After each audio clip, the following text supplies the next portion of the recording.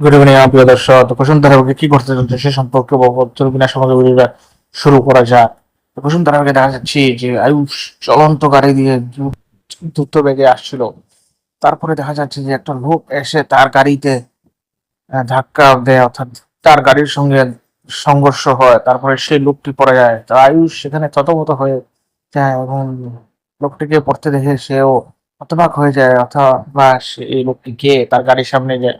তো তারপর পেছন থেকে এত দূরে ব্রেক মারার ফলে পেছন থেকে ডেমিমা একটু ধাক্কা খায় এবং সে অবাক হয় কি হলো, সে হঠাৎ কি সে দেখতে বললো সামনে, অর্থাৎ আয়ুষ তাকে বা আয়ুষের সঙ্গে কার সংঘর্ষ হলো সেটাই খুব জানার বিষয়। ওদিক থেকে কুসুম প্রার্থনা করছে এবং মনে মনে বলছে যে মায়ের মন জেতার জন্য যে এত কষ্ট করছে এই ছেলেটি, তার একটা যোগ্য মূল্য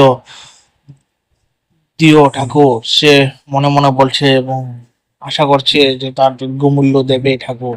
সেটাই খুব সে প্রার্থনা করছিল মন প্রাণ থেকে। দেখা যায় সেখানে কুসুমকে।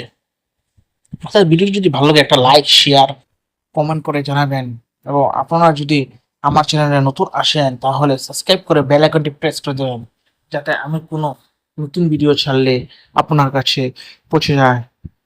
আর একটু আমার একটু ফ্রেন্ডলি রিকোয়েস্ট যে আপনি যদি ভিডিও যদি ভালো লাগে একটা লাইক আর আপনাদের ফ্রেন্ডের সাথে শেয়ার করে দেবেন। আপনারা যদি একটা ছোট্ট কমেন্ট করে যান সেটা আমার খুব ভালো লাগবে, এবং ভিডিও যদি ভালো লাগে সাবস্ক্রাইব করে বেল আইকন প্রেস করে দেবেন। ধন্যবাদ আমার প্রিয় দর্শক ভিডিওটি দেখার জন্য।